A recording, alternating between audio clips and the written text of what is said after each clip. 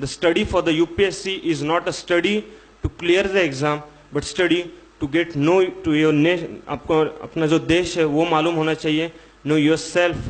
मेरी क्या strengths है? SWOT analysis रहता है ना, strength, weaknesses, opportunity, threats. मेरी personality कैसी है? How can I contribute to the progress of this nation? और ये जो सब चीज़ें हैं वो हमें कब दिखाई देगी? जब हम वो एग्जामिनेशन के जो पॉइंट ऑफ व्यू से, वो माइंडसेट से हम जब बाहर आएंगे, तभी हम देख सकते हैं. Then only we will be able to see the bigger picture. कि now only we are asking कि ऑफिसर कैसे बनना है, ऑफिसर कैसे बनना है. Tell us the tricks which will allow us और which will make us to clear this UPSC examination. But what is important, why should we want to be officer first at the first place? ये हमें खुद को पूछना चाहिए question. क्योंकि अगर most of the times होता क्या है, 2008 के बाद मोस्ट ऑफ द इंजीनियर्स, मैं खुद इंजीनियर हूं तो मुझे मालूम है, I was one of the topper of my college in ENTC field. So हमारे कॉलेज में होता क्या था, 2008 के पहले प्लेसमेंट हो जाती थी, फिर आराम से प्लेसमेंट होने के बाद अच्छे अच्छे पेमेंट्स होते, पैकेजेस अच्छे होते. 2008 में क्या हुआ, सब prime crisis, recession.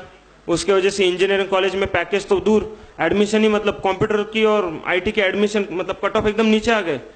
So job insecurity हो गई. Then the engineer, normal engineering students start looking at UPSC.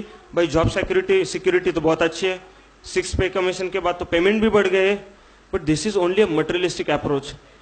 With this approach, you can clear the UPSC mains maximum, but you won't be able to clear the UPSC interview because in the interview they are going to check your integrity. Your आपकी देश के प्रति जो भावनाएं हैं, आप कौन सी चीजें किस पॉइंट ऑफ व्यू से सोचते हैं. Only materialistic point of view. I am not saying that professionalism is not good. Professionalism is required, but professionalism with national character is required. This is what is important for the development of our nation. हम ये बातें क्यों करें कि देश के लिए क्या जरूरी है? Because this is the very purpose of this study. How many subjects are there in the GS? There are 7 subtopics. If you read the syllabus of the prelims, there are 7 subtopics in the GS. History, geography, economics, the news of international and national importance, all those news, and science, environment. What is the purpose? What is the aim behind giving those 7 subtopics in the GS study? बहुत से लोग कहते कि क्या है ये syllabus ऐसे क्यों दिया है? Try to read or try to understand the logic behind it. You want to be in the administration of the Indian administration. And what is the administration? It is a management job. You should be able to manage anything. They can post you in the film institute, director of film institute. They can post you at the refugee camp. They will post you as a DG or not DG, district magistrate or district collector of one district or municipality commissioner. They can post you anywhere. What is important? Film institute में अगर एक IAS officer को director बना दिया जाए, बनाया गया था FTII में, क्यों? उसको क्या मालूम है कि एंगल कैसे रहता है, मतलब कैसे शूटिंग करते हैं, मालूम नहीं, लेकिन उसको मालूम यह है कि मैनेजमेंट कैसे होती है. उसने सब करप्शन वहां का निकाल दिया और फिल्म इंस्टीट्यूट वापस शुरू कर दी. आपको कहाँ भी पोस्टिंग मिल सकती है. सो आप जनरल एडमिनिस्ट्रेशन में रहते हैं और जनरल एडमिनिस्ट्रेटर को सब चीजें एटलीस्ट बेसिक्स मालूम होनी चाहिए, तभी वो बैलेंस्ड ओपिनियन ले सकता है. सो दिस इज द, मेरे ऐसा मानना है कि this is the way how should we look at it, this examination.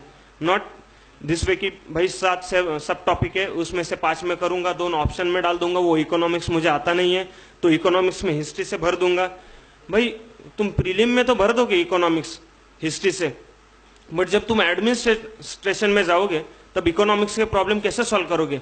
फिर क्या होता रहे हमारे यहाँ कि नीचे सबऑर्डिनेट जो ऑफिसर रहते हैं उनको बुलाओ, उनको बोलो कि भाई तुम रिसर्च करो, मैं खाली साइन करता हूँ. ऐसे तो ऑफिसर है बहुत से गवर्नमेंट में. ऐसे लोगों में हमें और एडिशन नहीं करनी, इंक्रीमेंट नहीं करनी है गवर्नमेंट में जाके. So look at this examination और this study as a process of self awareness, your duty towards the nation. Constitution इसलिए नहीं पढ़ना है क्योंकि इकोनॉमी, ये कॉन्स्टिट्यूशन के पॉलिटी के 10 या 12 बिट्स रहते हैं GS में, और मेंस में पेपर में कुछ क्वेश्चंस रहते हैं. Try to read the constitution because it is our constitution. ये हमारी कॉन्स्टिट्यूशन है. We are Indians. What is the meaning of Indian?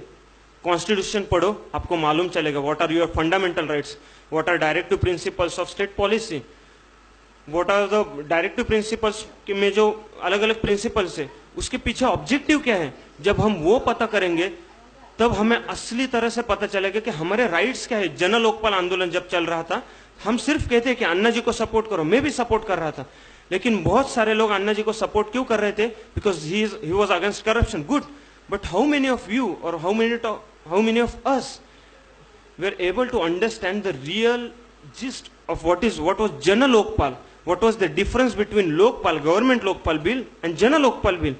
वो हमें मालूम ही नहीं रहता है, और अगर वो मालूम नहीं रहता है तो हम कभी भी आंदोलन भी अच्छी तरह से नहीं कर सकते, because we are just following someone. If you want to clear the examination, you should not follow anyone just because he says something. You should lead the people. They need an officer. An officer won't follow anyone blindly, and if you don't want to follow anyone blindly, then you should have some basic fundamental thoughtful or framework of mind कि मुझे मालूम होना चाहिए मेरे अधिकार क्या है, मेरी ड्यूटीज क्या है, और जो बेसिक क्राइटेरिया कि कौन सी चीजें अच्छी है, बड़ी है, सब चीजें, उसके लिए ये स्टडी है. वाई शुड वी लर्न और वाई शुड वी पढ़ना क्यों है? Why should we read the history at the first place? वो याद नहीं रहते, बहुत डेट्स वगैरह रहते हैं. This is because most of the people, हम जो महाराष्ट्रियंस रहते हैं, हम कभी शिवाजी महाराज की हिस्ट्री भूलते नहीं है, because this is our history. We just want to extend the definition of our to from Maharashtra और from Maratha to India level, from all India level to world level.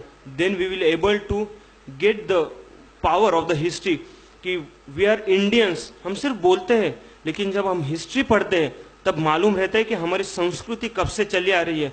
कौन थे गौतम बुद्ध, कौन थे शंकराचार्य, कौन थे बाबा साहेब आम्बेडकर, कौन थे गांधी जी. और जब हमको ये सब पता होता है, देन वी नो कि रियल में पावर क्या है. कोई फॉरेनर आके बोलते हैं कि आपकी हिस्ट्री कुछ भी नहीं है. We are in a position to give him the answer confidently, politely but confidently. जो self awareness रहता है ना, who am I, this is the question. Shankaracharya ने और गौतम बुद्ध ने तो उससे भी पहले को हम, who am I, वो answer UPSC will give you the chance to find out the answer of it.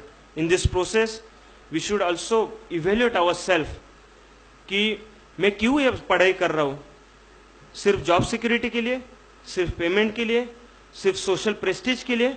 क्योंकि इस गवर्नमेंट में आपकी ट्रांसफर कहाँ भी हो सकती है. नागालैंड में आप जा सकते हैं, मणिपुर में जा सकते हैं. मैं तो कहता हूँ हमारे लोगों ने वहां जाना ही चाहिए. हमारे अपना कंफर्ट जोन छोड़ के बाहर जाना ही चाहिए.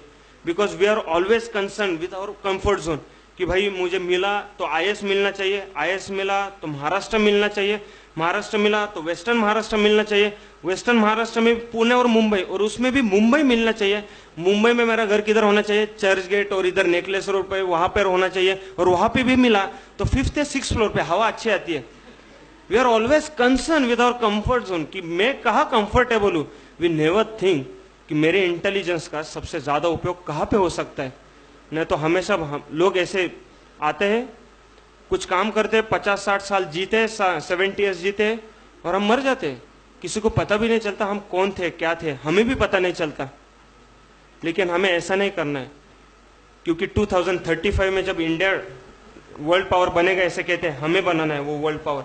और बनाना है तो लीड करके बनाना है, और लीड करना होगा तो नॉलेज चाहिए, हाथ में पावर चाहिए, और उस काम के लिए हमें यूपीएससी क्लियर करना है और उसके लिए स्टडी करना है. अगर आप इस पॉइंट ऑफ व्यू से पढ़ाई करेंगे तो हम असली तरह से यूपीएससी के लिए पढ़ाई करेंगे. फिर फ्रस्ट्रेशन वगैरह बात की चीज़ है.